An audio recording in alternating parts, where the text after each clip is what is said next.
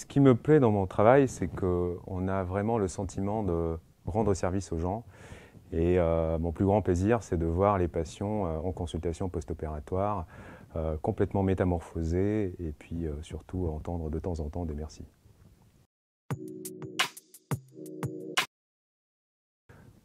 Je dirais plutôt Mansour Barami. On a la chance d'avoir une équipe assez sympa au bloc opératoire avec qui on s'entend bien et puis on aime bien de temps en temps se détendre et puis rigoler un peu.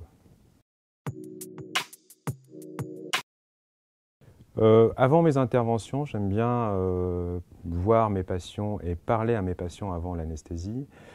Ça permet de les rassurer, ça permet aussi de contrôler certains détails, entre autres ne pas se tromper de côté.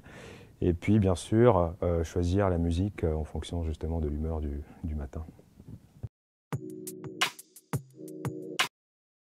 Alors, le sportif qui m'inspire, alors moi j'aime bien le sport et j'aime bien plusieurs sports. Ce serait un mélange entre Michael Jordan, la puissance de Michael Jordan, la beauté du geste technique de Zidane, bien sûr, hein, foot, et la persévérance et la longévité d'un sportif comme Roger Federer.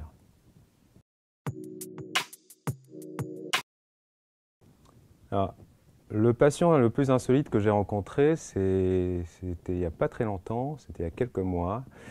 C'est un patient qui a entendu parler justement de nouvelles techniques de ligamentoplastie. Le patient, il avait 65 ans. Il est venu me voir avec une rupture de ligament croisé pour une réinsertion de ligament croisé.